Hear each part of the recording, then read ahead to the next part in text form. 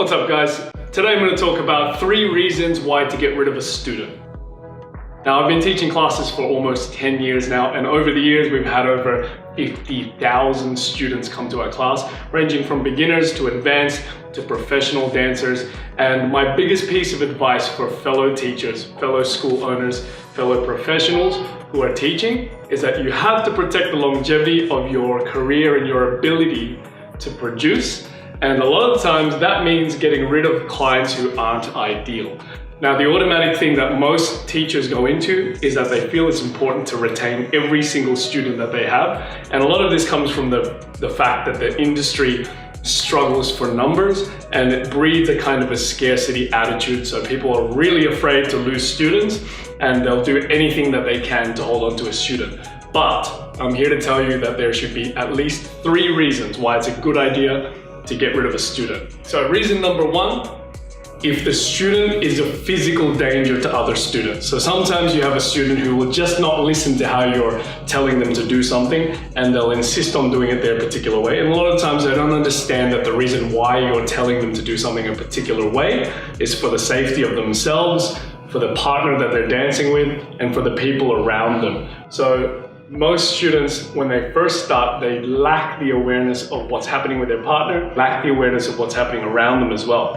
And they put too much emphasis on getting the move right or getting a new move. And what happens is they sacrifice their partner's safety for their own agenda. Of course, it's important to make sure that everybody in your class is safe. Reason number 2 is a negative attitude to other students. So a lot of the times you're going to see this manifesting with students saying things like, it's not my fault, I couldn't do this because the person I'm dancing with was this, and this. They did this wrong, they did that wrong, they weren't where they were supposed to be, they weren't following me, he wasn't leading me properly. And a lot of times, students' natural reaction is to blame the person that they're dancing with instead of themselves, because it actually feels I guess it's an escape from this negative feeling, right? Because it's hard to look at yourself and look at what you're doing wrong. Instead, it's easier to blame the other person that you're dancing with. Now, I understand that that's a natural human reaction at first, so it's something that we work through with our students. But if it's something that persists and the student just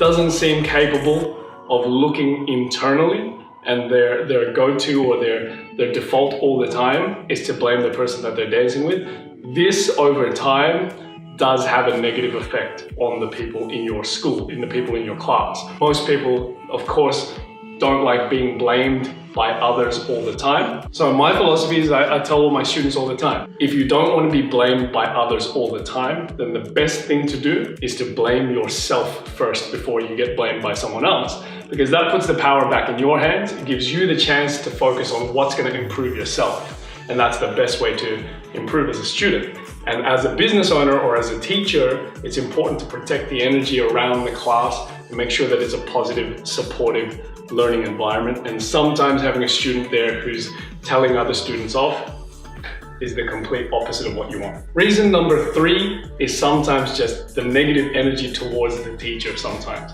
As a teacher, I've come across some students who just won't listen to what you say, or who just won't, I guess, believe or respect the teacher, whether it's been myself or whether it's been one of my other instructors that I've seen students talk to in a particular way. I firmly believe that it's important to give the student 3 chances, and you try to coach them through that. Sometimes, again, it's coming from a different place. Sometimes maybe they had a bad day, maybe something else is going on in their life that causes them to have this type of attitude. But if it's over a sustained period of time and you're having proof again and again and again that this is how this student tends to operate, then as an instructor and as a professional, my belief is that you need to protect the longevity of your career and your ability to produce in those circumstances. And I'm sure some of you teachers would agree, you've experienced this before. Being around a negative student sucks energy out of yourself as well.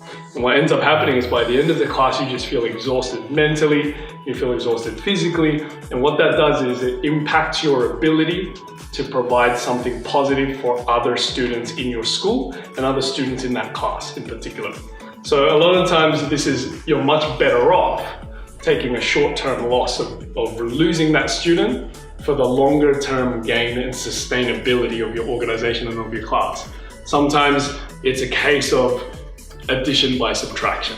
I would encourage all teachers and all school owners to do is always take a longer view of it. It's not always about the $15 or the $20 that you're making from this student right now. Sometimes it's just not worth it. Right? Sometimes you're much better off just having that student go somewhere else. Maybe they'll find a teacher that suits well with them, and it's actually better for everyone involved because you now have energy to provide something even better for the students who are there for you. And that student, maybe he or she will find another instructor somewhere else that they tend to vibe with better as well.